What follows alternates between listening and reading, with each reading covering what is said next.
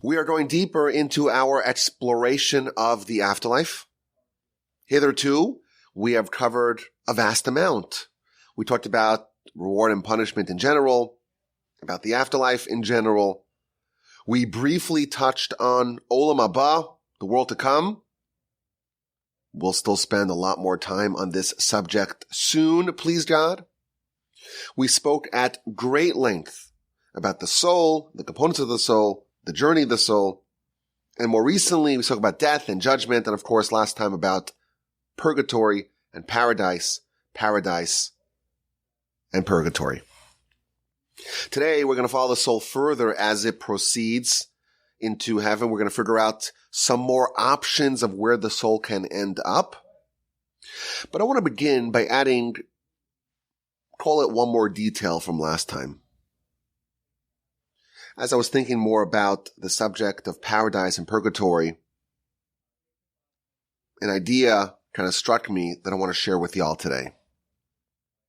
So, of course, the sources equate purgatory with fire. The Talmud tells us, we quoted it last week, that fire in this world is a 60th of Gehenna. And we also mentioned the sources talk about the different types of fire and the consuming fire and the eating fire and the drinking fire and the various different types of fire in the purgatory, in Gehenna, in the afterlife. But here's the question that I want to pose. The soul is spiritual. How can the soul be affected by fire? Of course, what goes into Gehenna? What makes its way to purgatory? It's not the body. The body is in the grave. And of course, the body is being treated, as we mentioned last time. The body also has to be perfected and refined so that the soul and the body can reunite. But the soul is the one in purgatory. The body's not there. And if the soul is spiritual, how can a purging fire in Gehenna have any effect upon the soul? That was the question I wanted to ponder. And when I thought about it more, I think this is the explanation. This kind of opened new vistas of understanding about the whole subject in general. You recall the unforgettable Talmud about the 903 different types of death. This is the Talmud in the book of Brachos. At the very beginning of all of Talmud, it talks about that there's 903 different types of death. And the worst one is called askara. And that's like removing thorns from wool. And the best of these 903 types of death is called neshika, and that's like gliding a hair from a glass of milk. And we explained, of course, that these two polar descriptions of death are describing different statuses of souls.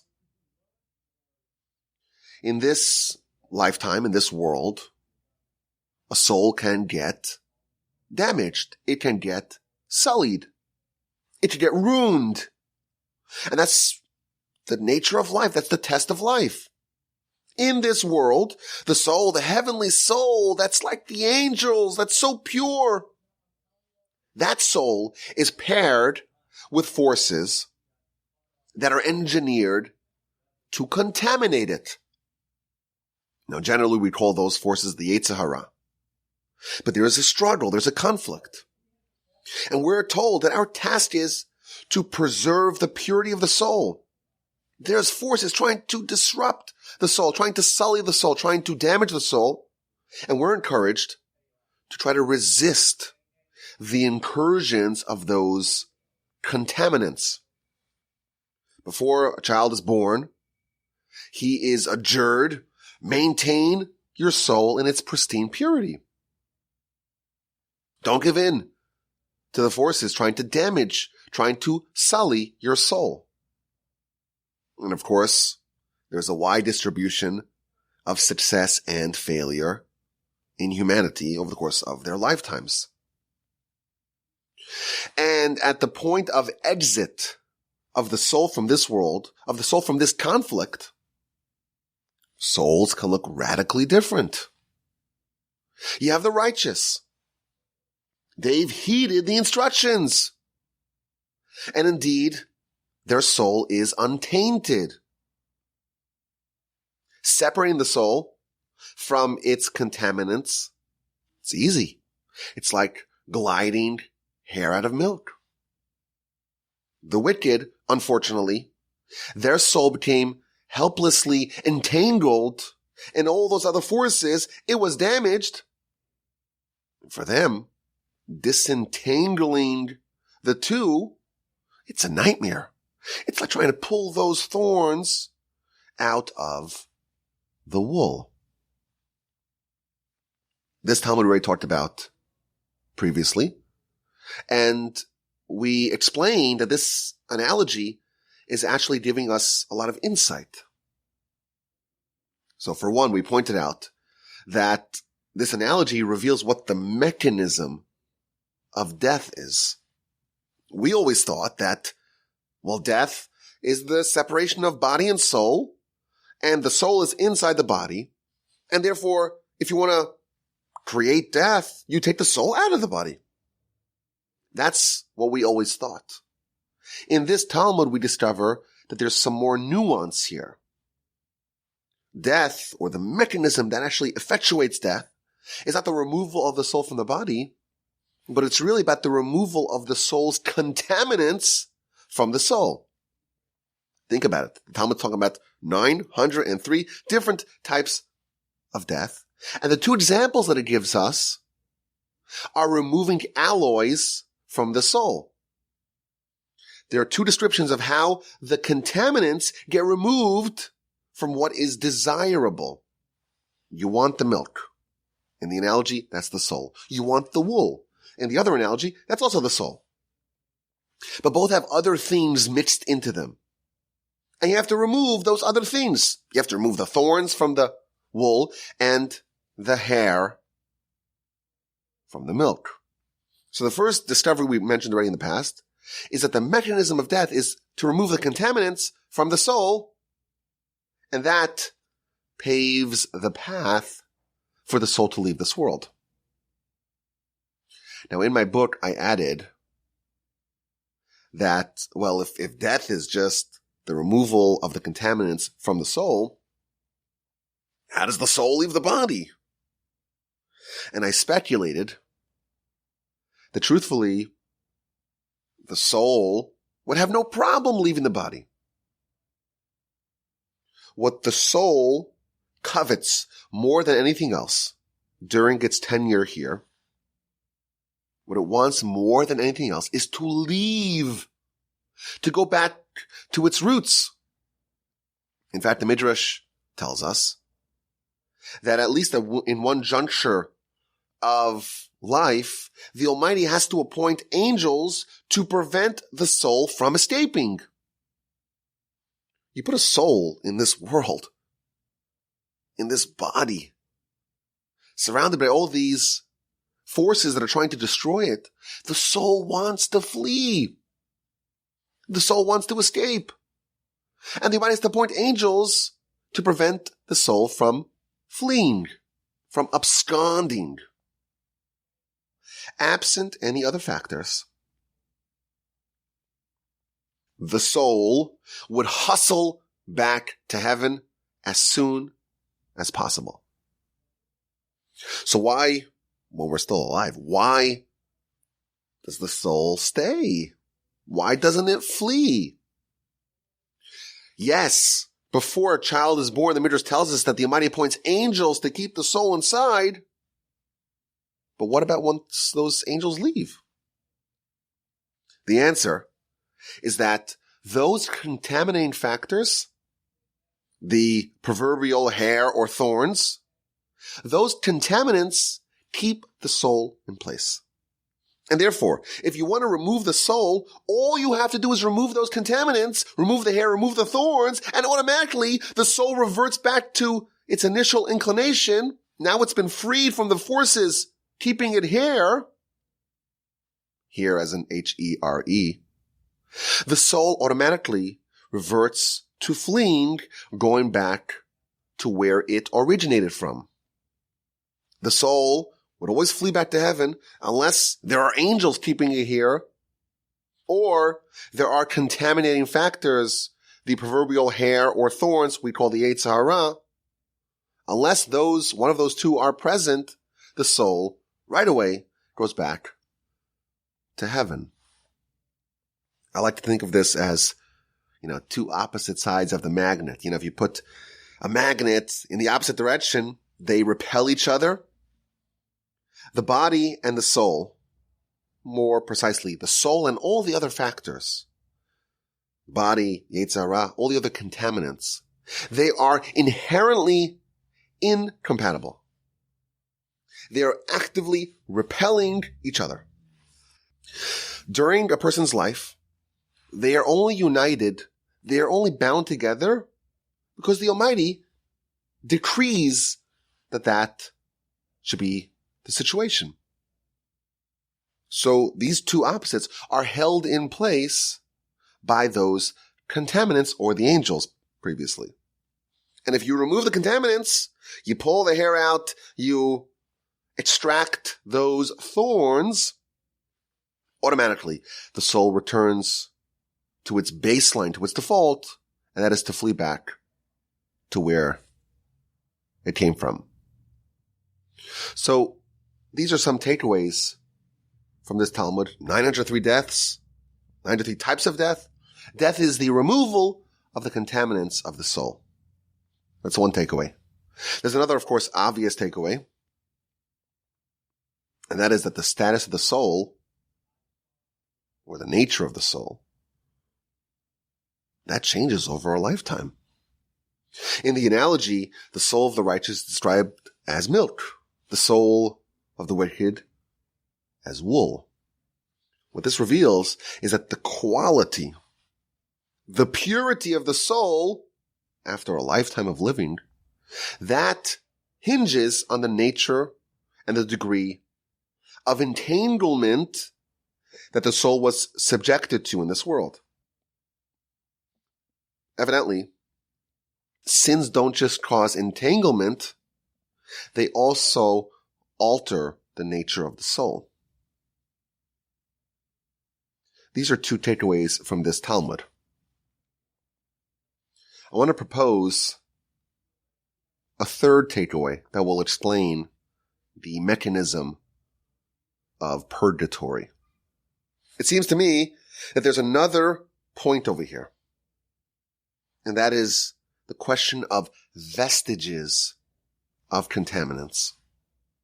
What happens to the milk once you glide the hair out of the milk? The milk is pristine. There's no hair left inside of it. If you have a glass of milk and you see a black hair inside of it, just remove it, and the milk is as good as it was previously. Removing the hair, now the milk has been completely freed of any remnant of its erstwhile contaminant. What happens when you have entangled thorns in wool? Not only is the wool damaged, not only is the disentanglement very difficult to pull off. If you look at the wool, once the separation is done, there's going to be flecks of thorns left behind. And perhaps even more significant, if you look at the thorns that have been removed, it's quite likely that there are parts of the wool, tufts of the wool, that were removed together with the thorns. So we have vestiges of this union on both sides. The wool's going to have some thorns in it, and the thorns are going to have some wool in it. What this reveals to us is that, unlike the righteous, that there's a seamless and complete severing of these two opposites at death. The soul arrives and it's pure, and the body, or the other contaminants as we shall call them, has no foothold of the soul left within it. The milk has no remnant of the hair that used to float upon it. These two have been separated. When the soul of the sin arrives to heaven, it's a very different story. Elements of the soul are missing. They're still clinging to the thorns.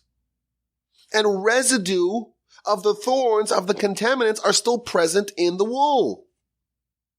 The soul comes bearing part of its contaminants. We can almost say is that like death is not complete. There hasn't been a full separation. I think this is the answer to our original question. We asked the question, well, fire, that's a physical phenomenon. What effect could it possibly have on the soul? A soul is supernally spiritual. It ought to be completely unaffected by fire. Perhaps we can now suggest an answer. The soul, indeed, is completely impervious to fire. But that's not what we want to fix over here. It's all those contaminants that it brings along with it, those little flecks, those little vestiges, the residue of the thorns still cleaving to the soul. That's what we're trying to fix. That is what we're trying to purge. And those, you bet they are susceptible to fire. And those must be removed. So perhaps we can say, while the soul, that's the entity that's in Gehenna, it's getting cleansed, but what's actually getting removed, purged, it's actually the remnants of the soul's contaminants that it brought along with it. That's what's being burnt off. That's what is being purged. And what remains is just the soul. So in effect, we could say the following. To me, this was a big accomplishment, a very significant revelation to understand what's actually happening here. When a righteous person lives a lifetime, they've been working assiduously to preserve the purity of their soul. They don't want to allow their milk, so to speak, to become impure. And there's this complete separation of the two at death. That same result is accomplished by the wicked in Gehenna, the complete removal of these two. In our picture, we have the righteous and the wicked arriving at the same destination, seemingly, and that is having a soul that's completely uncontaminated. The difference is that the righteous did it in their lifetime, whereas the wicked needed a little boost, a little assist in Gehenna to get rid of all the vestiges of the soul, of the soul's contaminants. To me, this is a very significant revelation. And of course, it would explain why the very provocative statement that we made last time is in fact true. And that is that someone is very lucky to go to Gehenna because that ensures that they are, in fact, eligible for the afterlife. They just need some cleansing. And just as we said last time from Ramchal, he says that death is something which is necessary thanks to the sin of Adam. There has to be this removal of these contaminants, of that intermixing of good and bad. It has to happen. And therefore it is to our benefit to have the concept of death, because now good and bad are intermixed. We have to remove the bad. There's a different layer of that. If someone does not do that completely in their lifetime, they will be cleansed and purged in the afterlife. How much cleansing is needed? Well, that depends on how much of those thorns, so to speak, are still present in the soul. And we're told that that could be up to a year, up to 12 months. But the bottom line is that this process of ensuring that the soul is pure, is eligible for the afterlife, for Olam Haba, Gehenna is a very good place to end up in, because that means that you're on this process, you're on this track to end up with a cleansed, purified, refined soul, one that is capable of experiencing the ultimate good in Olam Haba. Now, you remember, and we stressed this many times, but it's important to really understand it. The ultimate reward, the ultimate destiny, the ultimate destination is Olam Haba, the world to come. The goal of our life, the reason why the Almighty created us, is that we can be receptacles of His goodness and His divine pleasure and His divine eternal vitality in that world. And as I mentioned, we only touched on it just a little bit. But the nature of that world and how do we make sure that we get there, and everything that we do know and don't know and perhaps can speculate about that world, these are subjects that we will yet discuss at length, please God. But we're trying to do this in a methodical fashion. We're trying to work our way there. Try not to skip any steps along the way. And hitherto we've covered the idea of the soul and death and the necessity for death and the concept of the reunification of body and soul once the body's been cleansed, once the soul has been cleansed. And more broadly, that applies on a universal level. The world too must suffer some degree of death and renaissance.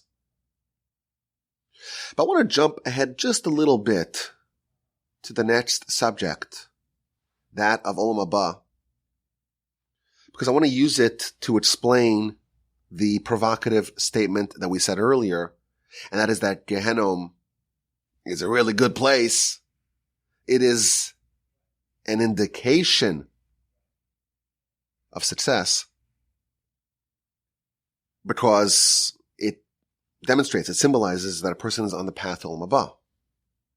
And again, when discussing life and the afterlife, the definition of success is earning Olam Haba, and failure is ineligibility for Olam Haba. That is the ultimate goal. And thus, Gehenom is a wonderful boon for humanity because it expands the population that maintains eligibility for Olam Haba. It's not just those who are so pristinely pure, those that are like the milk and the hair, those 4 flawless people we mentioned in the past, the completely righteous who in their lifetime did all the work of maintaining the purity of the soul. It's not only them who are eligible, even people that have a more checkered life, whose soul has gotten somewhat corrupted. Their soul is a little bit like wool, and it's a little bit infected by thorns. Even those people can perhaps still be eligible for success in life. But I want to expand this subject and kind of take it to the next level. We said that if someone is meritorious, they can end up either in paradise if they're completely pure, or they can make a stop in purgatory, in Gehenom, from anywhere from a second to a whole year. But ultimately, those are descriptions of success because they're on the path to Olam Haba. But there's another category of people that we talked about very briefly last time who may lose eligibility to Olam Haba completely. I want to talk about those people who aren't successes. And along the way, this will reveal more and more about the mechanics of how a person's behavior in their lifetime translates to success in the afterlife. So there's going to be a twofold objective. Number one, to discuss a category of people who are failures, who don't end up on this track to Olam Haba. And number two, that discussion will help explain more about the nature of success versus failure, how it works.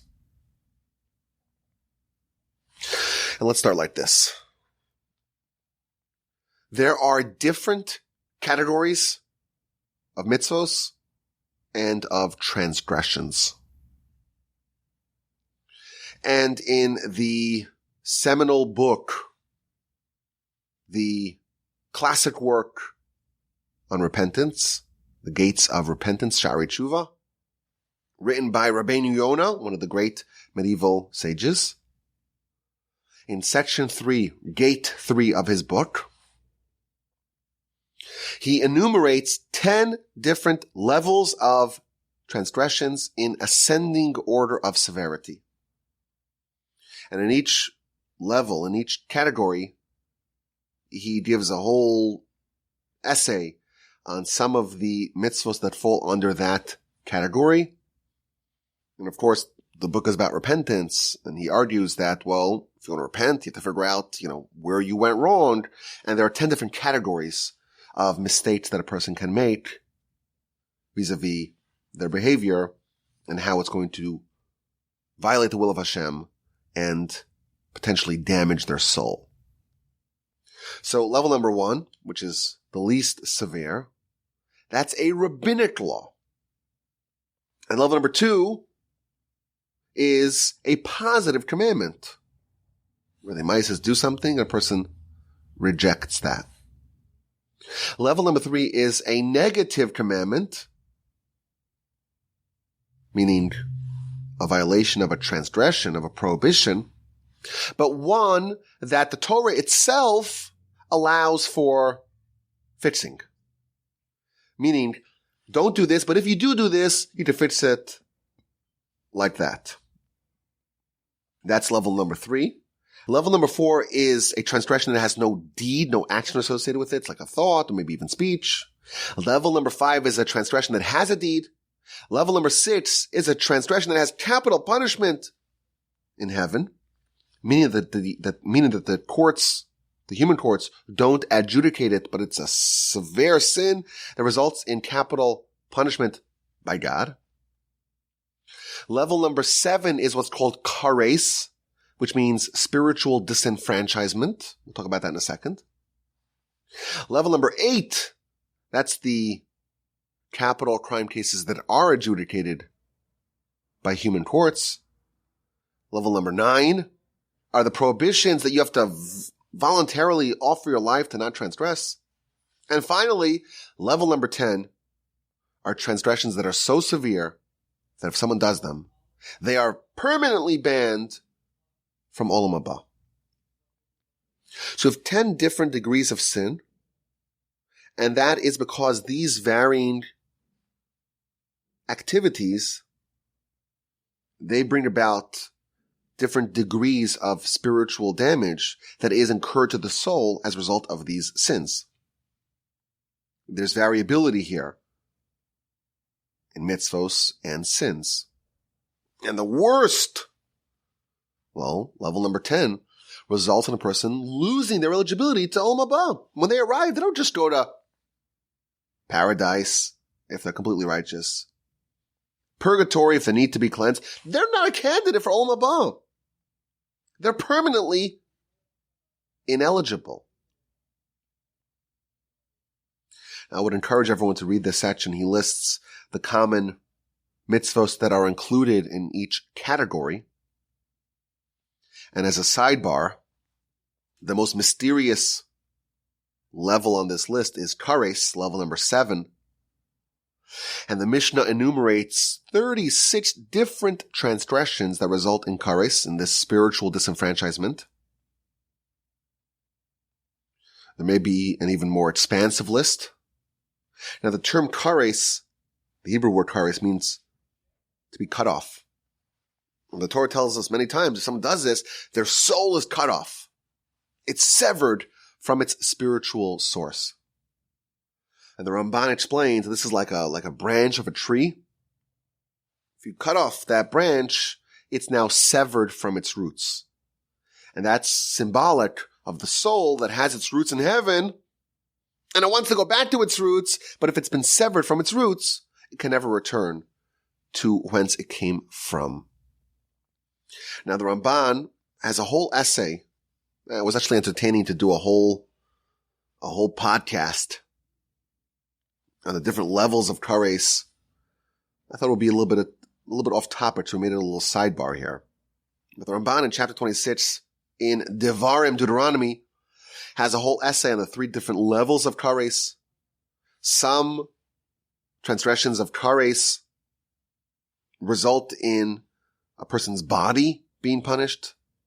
That's level 1. Level 2 is some people whose body is completely unaffected by the kares, but in the world of the souls, they are affected. And some, this is the highest level, the worst level, most severe level, that both the body and the soul are punished for the highest level of kares. Now there's another important essay, courtesy of Rabbi Chaim Volozhiner, where he says that kares does not result necessarily in the soul being completely cut off. Rather, the soul is so connected to its roots. There are so many branches connecting the soul to its roots that someone can lose one branch, but most of their soul is still salvageable. Others argue that kares is not eternal devastation, rather it's a reduction in stature in Olam Haba. Meaning they're cut off, but not completely from the afterlife. But they had a fitting stature, a fitting level, a fitting spot in the afterlife, and they've been cut down to size, so to speak. They've been reduced. That's the little sidebar about kares. But I want to look at the bigger picture. Without getting bogged down with the details, the particulars, it's clear that there's a certain hierarchy of mitzvos. And there are varying degrees of spiritual damage by these different levels of sin. And some sins are so injurious to the soul that they cause a degree of spiritual disenfranchisement, spiritual death, permanent exclusion from Olam Haba. What that means is that there are things that can blemish, that can damage the soul to such a degree that it has no opportunity to flourish in the afterlife. And when we discover what that actually means, it's going to reveal to us not only about someone who takes the other path. So we have 2 people that arrive to heaven. Both of them are successes. One goes to purgatory, one goes to paradise. But they're both successes because both of them have a soul that's capable, once it's polished and cleansed, it's capable of the afterlife.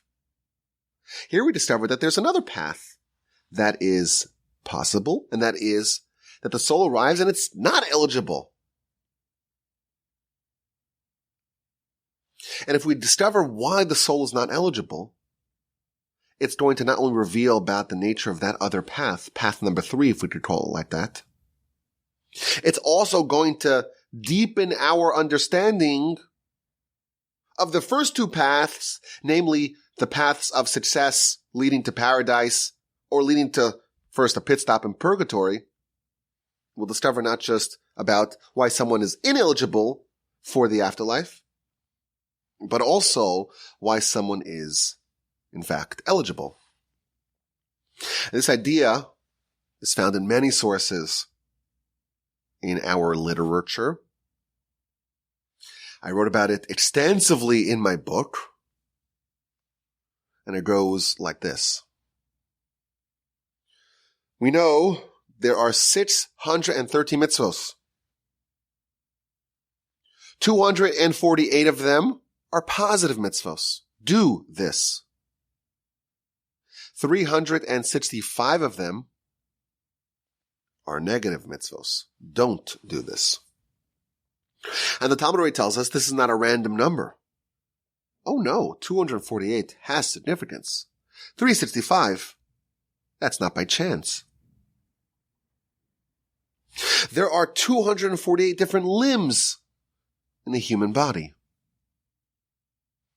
There are 365 days in the year.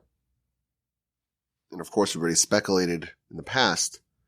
If Gehenna is maximum for a year, maybe it's not by chance because there are 365 different transgressions. If someone violates every single one of them, well, they have to fix 365 different problems. And maybe there's a day to rectify every transgression. That was our speculation that we submitted in the past. But there's a certain corpus here. The 613 mitzvos. The Kabbalistic sources, they take this a step further. Not only does the number 365 have significance because it corresponds to the days of the year, it also corresponds to the body of a person because a person has 248 limbs and 365 sinews. And therefore, if you were to ask, how many parts are there in the human to make the skeleton, shall we say, of the human?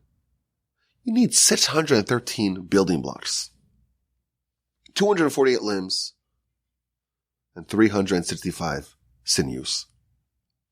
That's what our sages tell us. And of course, it's not a coincidence that the precise number of components in a human body corresponds to the precise number of mitzvos in the Torah. Mitzvos are there to improve us. And every part of the Torah, every mitzvah, corresponds to one part of us that needs to be improved. Improved in the positive sense, in an active sense. Improve in a prophylactic sense to avoid problems. But this is the picture that is being painted for us. We have a human body, 613 parts, 248 limbs, 365 sinews, and the whole corpus of the mitzvos, 613 mitzvos corresponding to 613 parts of the human body. That's level 1. It goes a step further. The body and soul are mirror images of each other.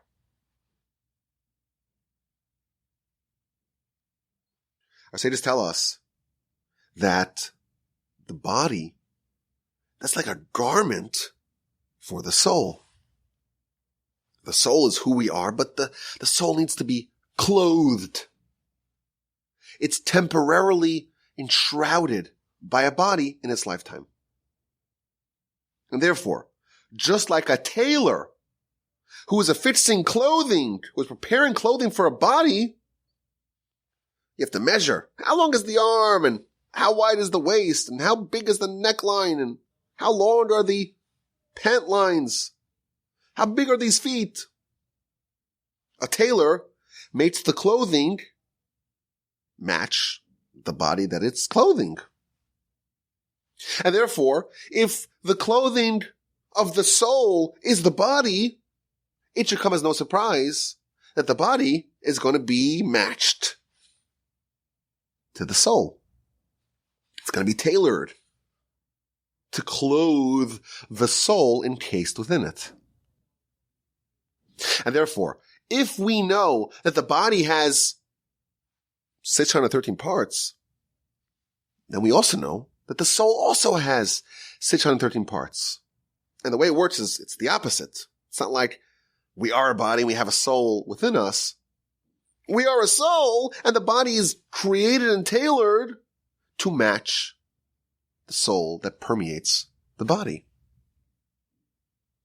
So we have 613 mitzvos, 613 parts of the body, and 613 parts of the soul. And when a person does a mitzvah, they are giving life to the corresponding part of their body and soul. The verse tells us, Leviticus, Vayikra 18:5, you do the mitzvos, u'shmartem es chutosai, you guard my statutes and my laws, asher ya'aseh osam ha'adam, that when a person does them, v'chai bahem, through them they shall live. That person shall live. How does a person earn spiritual life? He is, 6:13, those two fused together, the body and the soul. How does he give life, spiritual life, to his body and his soul? Each part of the body and soul are nourished, are fed by the corresponding mitzvah. And therefore, if a person does all the mitzvos, they are going to result in a body that's infused with spiritual vitality. And what's their soul going to look like? If you were to remove the soul and look at the soul, what is the status? What is the health of those 613 parts of the soul? If a person does all the 613 things that give life, that give nourishment to the soul is ready for the afterlife. Every mitzvah earns life to the corresponding limb of that mitzvah, both on the body and on the soul. And if a person, over the course of their lifetime, they do all 613 properly, in a robust fashion, you pull the soul out, what does the soul look like? It's alive. All 613 parts are functioning properly. That soul can flourish in the afterlife. And that's why there's variability. A sin is damaging one of the 613 parts. It's damaging because it causes destruction. It's damaging because it withholds nourishment. And just as is true with the body, it's true with the soul, that not all parts of the soul are the same. The body is 613 parts, but they're not the same. The toe, the smallest toe on your left foot, it's a part of your body, but it doesn't affect the vitality of this body functioning to the same degree that the heart, the kidneys, the brain do. You could live a life with only minimal disruption, lacking that toe. That same hierarchy is true on the spiritual side as well. There are 10 different levels of mitzvos. And if someone's lacking certain large mitzvos, so to speak, more severe mitzvos, that soul is lacking a necessary and vital component. That soul cannot have any life. And those are the more severe sins at the bottom of that list. The ones that, the soul's cut off. It's cut off. You don't have a heart, you're dead. Sorry. Can't live without a heart. If a soul is lacking the vital, life-giving components, it cannot live at all in Olam Haba. That soul is incapable of maintaining spiritual life. Of course, every mitzvah and every transgression is important, but some of them are less severe.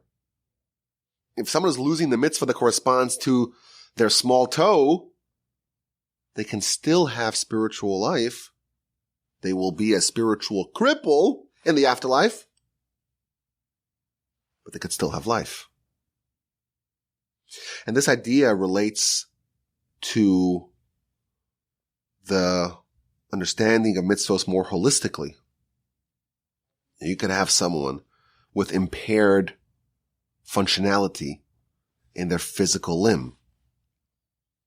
You could have a kidney, but you need a boost with some external dialysis, God forbid, occasionally. You could have a limb that's not really working at the highest level. There's suboptimal performance. So you can have someone who's lacking a limb, someone who has a limb, but it's just weak.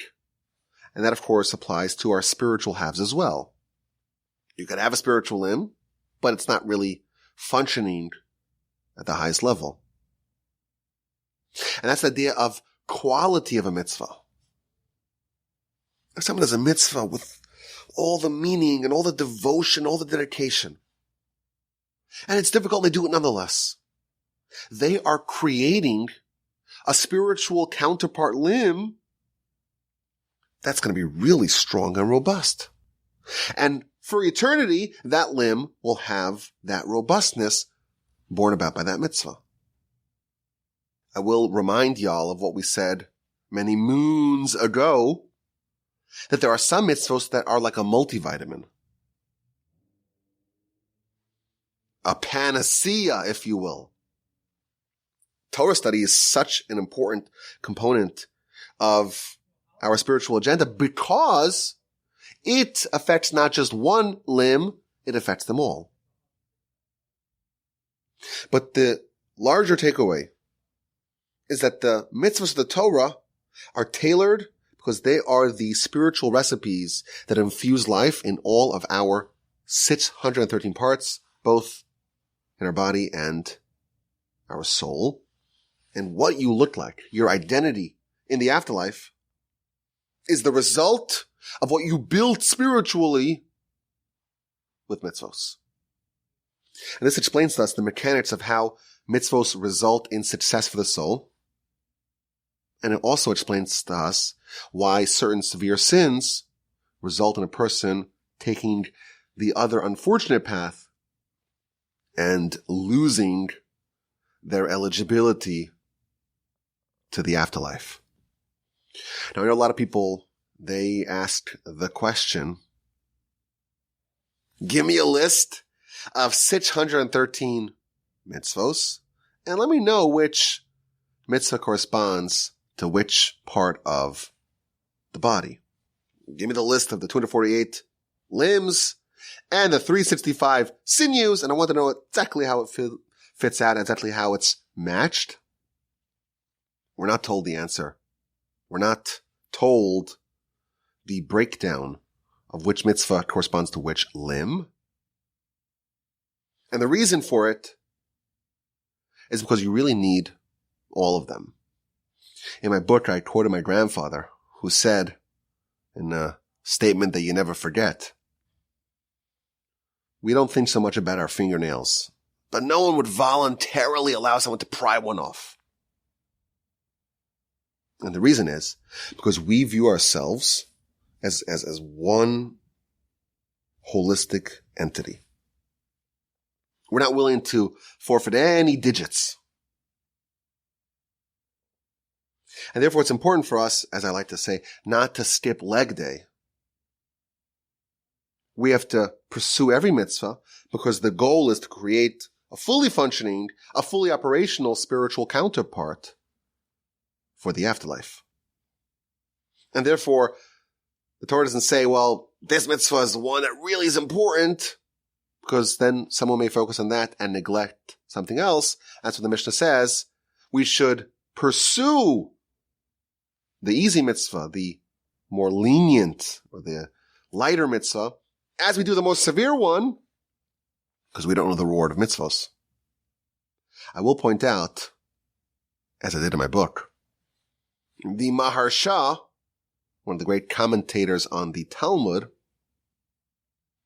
he comments on that page of Talmud where it talks about the 248 mitzvahs corresponding, positive mitzvahs corresponding to the 248 limbs. He tells us that the mitzvah that corresponds to our heart, that pumps life blood to all the limbs and all the organs, that's the mitzvah of emunah, the first of the 10 commandments. Believe in God, to recognize God, to acknowledge God. He's the one who took us out of the land of Egypt, to recognize not just the existence, but the oversight and all the other, of course, definitions that we have of God. He's the creator, he's the sustainer, he's the supervisor. We spoke about it, of course, in the past, the components of what we believe when we say God. Believing all of that, living by that principle, that's the heart. And that is what gives life to all aspects of our soul.